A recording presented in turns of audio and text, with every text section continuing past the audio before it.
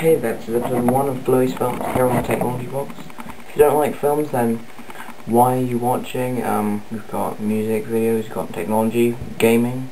It's all good, you know. Just choose one instead, I don't care.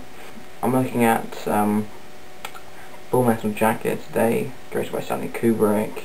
You know, yeah, that guy directed that on Space Odyssey, The Shining, Clockwork Orange, all that stuff. It's all good, you know.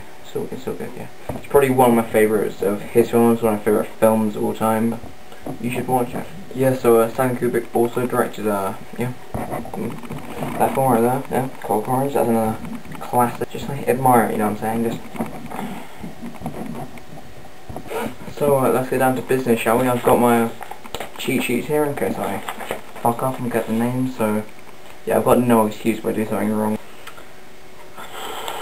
You see, call out Private Parliament first of all, played by Vincent D'Onofrio. He's not been anything else, which is weird, I think, because he's pretty damn amazing in this film. The reason why I love the film so much really is his performance, along with the drill sergeant, who is played by someone I don't care. So to show you how much I like those two actors, I've got the clip here of where they first met. Did your parents have any children that lived? Sir, yes, sir. I bet they regret that. You're so ugly you could be a modern art masterpiece. What's your name, fat body? Sir, Leonard Lawrence, sir. Lawrence what, of Arabia? Sir, no, sir. That name sounds like royalty. Are you royalty? Sir, no, sir. Do you suck dicks? Sir, no, sir. Bullshit, I'll bet you could suck a golf ball through a garden hose. Sir, no, sir. I don't like the name Lawrence. Only faggots and sailors are called Lawrence. From now on, you're Gomer Pyle. Sir, yes, sir. Do you think I'm cute, Private Pyle? Do you think I'm funny? Sir, no, sir. Then wipe that disgusting grin off your face. Sir, yes, sir.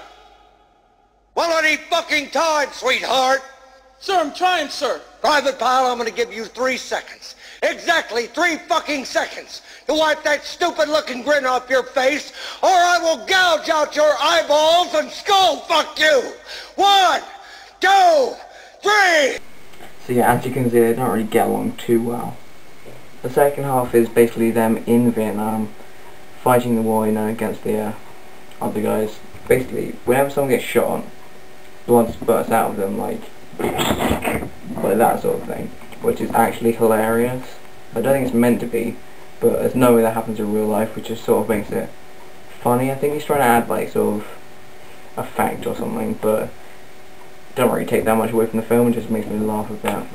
Now, I don't know if a lot of you have actually heard of the IMDb, but it's pretty much where I go to find out what most people think of a film. I mean, this film is in the top 85, it's 85th in the top 250 best films on IMDb, which means basically everyone loves it, it's a great film, you're probably going to enjoy it. The thing about Stanley Kubrick is it's really hard for me to describe what makes this film so amazing. Well, it's got to be the music, especially. I think I've noticed it more in Full Metal Jacket than I have in pretty much any other film I've seen of his. I mean, it's pretty brave to close a film by making everyone sing the Mickey Mouse Clubhouse theme tune. Like, just soldiers walking through an abandoned city singing a song. It's a Disney song. I mean, it's pretty crazy. I mean, but it works so well. And here's the clip of the soldiers singing this song. I think it's pretty creepy, but it really adds so much to the film. We play fair and we work hard and we're in harmony. M-I-C-K-E-Y M-O-U-S-E Mickey Mouse, Mickey Mouse, Mickey Mouse, Mickey Mouse. Forever let us hold our banner high, high, high, high. Boys and girls from far and near, you're welcome as can be.